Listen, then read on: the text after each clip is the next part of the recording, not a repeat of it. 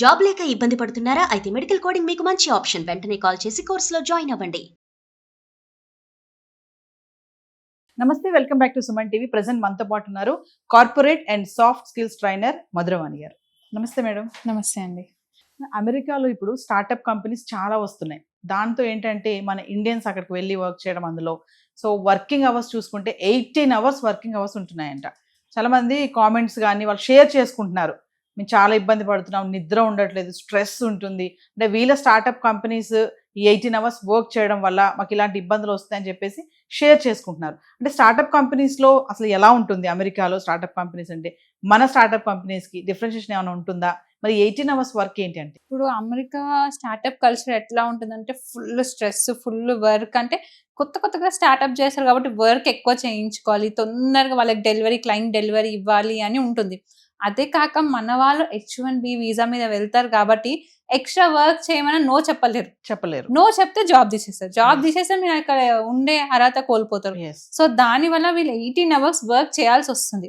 అదే కాకుండా ఇప్పుడు మన వాళ్ళ మైండ్ సెట్ ఎట్లుందంటే, ఇప్పుడు ఎక్కువ వర్క్ చేసి మనం అందరికన్నా ఫాస్ట్ చేస్తేనే మనం ముందుంటాం, లేకపోతే మనం వెనకాల పడిపోతాం అని కూడా ఆ 18 అవర్స్ వర్క్ చేసుకుంటూ వీళ్ళకి ఇచ్చినది ఏదైతే టాస్క్ ఉందో అది తొందరగా కంప్లీట్ చేయాలి అని అనుకుంటున్నారు. ఇంకా యూఎస్ స్టార్టప్ ఏం చేస్తారంటే వాళ్ళకి ఈక్విటీ ఇస్తారనమాట. అంటే వచ్చిన దాంట్లో మీకు షేర్ ఇస్తారు, లేకపోతే బోనస్. ఇప్పుడు వాళ్ళ కంపెనీ సక్సెస్ అయిందనుకో బోనస్ ఇస్తారు. సో మన వాళ్ళు ఒక విధంగా చూసుకుంటే నాకు స్టెబిలిటీ మంచిగా ఉంటుంది కదా, అంటే అమౌంట్ వస్తుంది కదా అని ఆ థాట్ ప్రాసెస్లో కూడా 18 అవర్స్ వర్క్ చేయడానికి ఒప్పుకొని వర్క్ చేస్తున్నారు.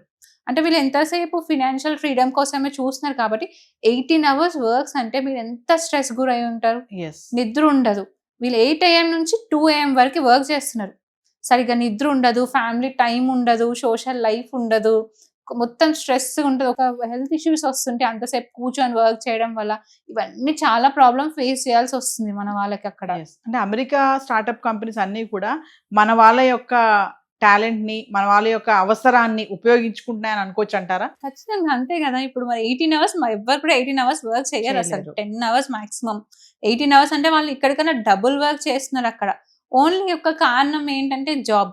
H1B వీసా మీద అమెరికాలో ఉండాలి కాబట్టి ఆ 18 అవర్స్ స్ట్రగుల్ అవుతున్నారు మన వాళ్ళు. ఇప్పుడు చూసుకుంటే 8 AM నుంచి 12 PM వరకు మీటింగ్స్ ఉంటాయి వాళ్ళకి. 12 PM నుంచి 6 PM వరకు కోడింగ్స్ లేకపోతే టీమ్ కొలాబరేషన్ చేసుకుంటారా. మళ్ళీ ఈవినింగ్ 6 నుంచి 9 వరకు ఏదైతే వేరే కంట్రీస్ నుంచి క్లయింట్స్ ఉంటారు వాళ్ళతో మీటింగ్స్ ఉంటాయి.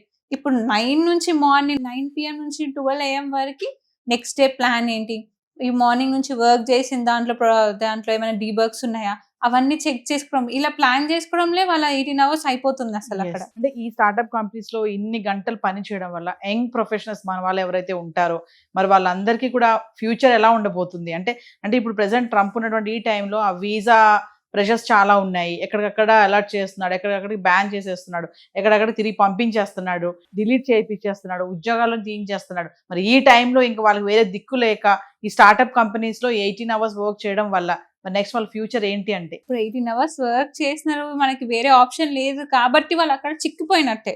సో ఇంకా వేరే ఆప్షన్స్కి ఏమైనా ట్రై చేసి అంటే బెటర్ అన్ని కంపెనీస్ కానీ ఇలా కాదు, అక్కడ కూడా టైమింగ్స్ ఉంటాయి కానీ ఓన్లీ స్టార్టప్కే వీళ్ళు ఇట్లా ప్రెషర్ చేస్తున్నారు. అదే మీరు కొంచెం మంచి కంపెనీస్కి వెళ్ళాలనుకో, మిడ్ లెవెల్ కంపెనీ కానీ హై కంపెనీ వాళ్ళకి మనకి ఫిక్స్ టైమింగ్స్ ఉంటాయి, వాళ్ళు ఎక్స్ట్రా టైం తీసుకోరు.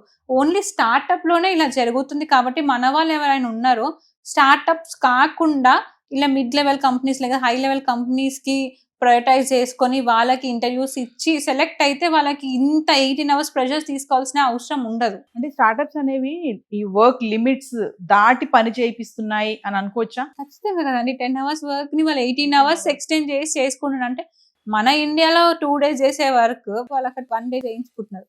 అంత ప్రెషర్ పెట్టి అంటే మనం ఆలోచించుకోవచ్చు మన వాళ్ళ పరిస్థితి ఎట్లా ఉంది అక్కడ. ఇప్పుడు అక్కడ ఉండాల్సిందే అంటే ఇప్పుడు మనం వాళ్ళకు ఒక సిచ్యువేషన్ ఎట్లుందంటే, ఇప్పుడు ఇంత ఖర్చు పెట్టి మేము ఇక్కడికి వచ్చాము, మళ్ళీ రిటర్న్ వెళ్తే ఎట్లా ఫేస్ చేయాలి మన వాళ్ళని, అప్పులు చేసి వెళ్తున్నారు, అప్పులు తీర్చాలి. సో ఆ ప్రెషర్ మళ్ళీ అక్కడున్న ప్రెషర్ తట్టుకోలేక చాలా ఇబ్బందికి గురవుతున్నారు మన వాళ్ళు. అంటే ఎందుకు అమెరికన్స్ ఇన్ని గంటలు వర్క్ చేయలేరా? వాళ్ళు ఎందుకు చేస్తారు, వాళ్ళ కంట్రీలో వాళ్ళు ఎందుకు చేస్తారు? ఓన్లీ స్టార్టప్స్ లోనే మన వాళ్ళని పెట్టి వాళ్ళు వాడుకుంటున్నారు. కాకపోతే వాళ్ళు ఎందుకు చేస్తారు? ఇప్పుడు మనమే ఉన్నాము, మనం 18 అవర్స్ వర్క్ చేయమంటే చేస్తామా మన కంట్రీలో? చెయ్యము. మా 9 to 6 ఒక్క మినిట్ కూడా ఎక్స్ట్రా చేయము అంటారు. సో వాళ్ళు కూడా అంతే అంటారు. కాకపోతే వాళ్ళు మన అవసరాన్ని వాడుకొని అట్లా ఉన్నదానికన్నా డబుల్ యూజ్ చేసుకుంటున్నారు అంతే. కానీ వీళ్ళ పరిస్థితి ఏంటి అని ఆలోచించట్లేరు. వీళ్ళ హెల్త్ ఎలా అని. మన వాళ్ళు కూడా డబ్బు కాశపడో హెచ్ఎన్వి ప్రాబ్లమ్స్ ఉన్నాయి కాబట్టి ప్రాబ్లమ్స్ ఉన్నాయి, ఇంకా తప్పక చేయాల్సి వస్తుంది మన వాళ్ళు కూడా. అంటే ఇప్పుడు ఇలాంటివన్నీ కొత్త కొత్త రూల్స్ అన్ని వస్తున్న ఈ క్రమంలో మరి అమెరికా వెళ్ళే వాళ్ళ సంఖ్య ఏమైనా తగ్గే ఛాన్స్ ఉన్నాయంటారా, లేదంటే ఇంకా మన వాళ్ళకి అమెరికా పైన మోజు అలానే ఉంది అనుకోవచ్చు అంటారా? కొంతవరకు చూసుకుంటే తగ్గినట్టే. మన ట్రంప్ వచ్చినప్పటి నుంచి చాలా చేంజెస్ వచ్చినాయి. అంటే ఫస్ట్ పేరెంట్స్ భయపడుతున్నారు, ఎందుకంటే ఇప్పుడు మనం అందరు న్యూస్ లో చూస్తూనే ఉన్నాం, అవగాహన వస్తుంది పేరెంట్స్ కి కూడా అక్కడికి వెళ్ళి మన పిల్లలు ఎలా సఫర్ అవుతున్నారు అని. చాలా మంది డ్రాబ్యాక్ అయిపోతున్నారు. వద్దు ఇక్కడే ఉండని, చిన్న జాబ్ అయినా సరే, నువ్వు 10,000 చేసి జాబ్ చేసుకున్నా సరే మా కళ్ళ ముందు ఉండు చాలు, మీకు సేఫ్టీ కావాలని కొంతమంది పేరెంట్స్ ఆపుతున్నారు. కాకపోతే ఇంకా కొంతమంది ఎవరైతే లేదు ఖచ్చితంగా పంపించాలి, అక్కడికి వెళ్తే సెటిల్ అవుతారు, మన వాళ్ళ మైండ్ సెట్ ఏంటంటే అక్కడికి వెళ్తే డబ్బులు ఎక్కువ సంపాదిస్తారు అని ఆలోచిస్తున్నారు. కానీ అక్కడికి వాళ్ళు వెళ్ళి పడే తిప్పలు ఎవరు ఆలోచించట్లేరు. ఇప్పుడు కొంతమంది వర్క్ మీద వెళ్తారు, వాళ్ళకి ఈజీ అవుతుంది. కానీ స్టూడెంట్గా ఎవరైతే వెళ్తారో వాళ్ళు చాలా టఫ్ లైఫ్ ఫేస్ చేయాలి. వాళ్ళకి అక్కడ గవర్నమెంట్ జాబ్ అంటే అక్కడ ఒక జాబ్ వచ్చేంత వరకు చాలా టఫ్ లైఫ్ చూడాలి వాళ్ళు. చిన్న చిన్న రెస్టారెంట్ లో క్లీన్ చేసుకుంటూ, పెట్రోల్ బంక్స్ లో, స్టోర్స్ లో బేబీ సిట్టర్స్ గా కూడా వెళ్తారు మన వాళ్ళు, చిన్న పిల్లల్ని చూసుకోవడానికి. సో ఆ ఒక కంపెనీలో, మంచి కంపెనీలో జాబ్ వచ్చే వరకు మనం ఇవన్నీ ఫేస్ చేయాల్సి ఉంటుంది. మన దగ్గర చూసుకుంటే మీరు ఈజీగా జాబ్ తెచ్చుకోవచ్చు ఇక్కడ. ఓకే, అక్కడ ఉన్నంత మనీ ఉండకపోవచ్చు, కాకపోతే ఇక్కడ ఒక స్టెబిలిటీ ఉంటుంది. మన కంట్రీ అని ఒకటి ఉంటుంది, మన పేరెంట్స్ కి దగ్గర ఉండి చూసుకోవచ్చు.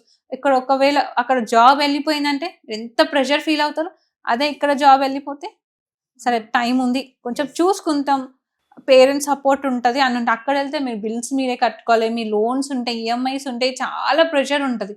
సో మన వాళ్ళు ఇప్పటికైనా ఆలోచించుకోవాలి ఎక్కడ బెస్ట్ లైఫ్. మీరు ఫ్యూచర్ ఆలోచించుకున్నారు, ఫ్యూచర్ లో అంత డబ్బు సంపాదించుకోవచ్చు అని ఆలోచిస్తున్నారు, కానీ మీ మెంటల్ స్టెబిలిటీ గురించి కూడా మీరు ఆలోచించుకోవాలి. అమెరికా అంటే డ్రీమ్స్, బిగ్ శాలరీస్, లైఫ్ బాగుంటుంది అనుకునే దాని వెనకాల చాలా ఒత్తిడి, ఈ 18 hours వర్క్, ఇంత ప్రెషర్ కూడా ఉంటుందని కూడా గ్రహించాలంటారు. అవును, ఇప్పుడు మీరు ఎవరైనా యుఎస్కి వెళ్ళిన వాళ్ళని అడిగితే, అంటే వాళ్ళ ఫ్యామిలీలో ఎవరైనా మా తమ్ముడు కానీ చెల్లెని కానీ పంపించిన వాళ్ళు వద్దనే అంటారు. ఇక్కడ సిచ్యువేషన్ బాగాలేదు, వద్దు, మీకు 10,000 కానీ 12,000 కానీ అక్కడే వర్క్ చేసుకొని ఇక్కడికి వస్తే మేము చాలా ఫేస్ చేసినాం, మేము చేసినట్టు మీరు చెయ్యొద్దు అని వాళ్ళు వద్దనే చెప్తున్నారు. ఎందుకంటే చాలా స్ట్రెస్ ఉంటుంది అక్కడ. మన వాళ్ళు అంటే చూసే వాళ్ళకి అమ్మ యుఎస్కి వెళ్ళిండు మంచి డబ్బులు పంపిస్తారు అని అనుకుంటారు, కానీ పాపం వాళ్ళు అక్కడ పడే కష్టపడిన ఆలోచించారు వాళ్ళు. కొంతమంది చెప్పరు కూడా అక్కడ ఎంత కష్టం అవుతుందో. అంటే చెప్తే మన పరువు ఏమవుతుంది, ఇంత గొప్పలు చెప్పుకొని వచ్చినాం మేము అని అనుకుంటారు.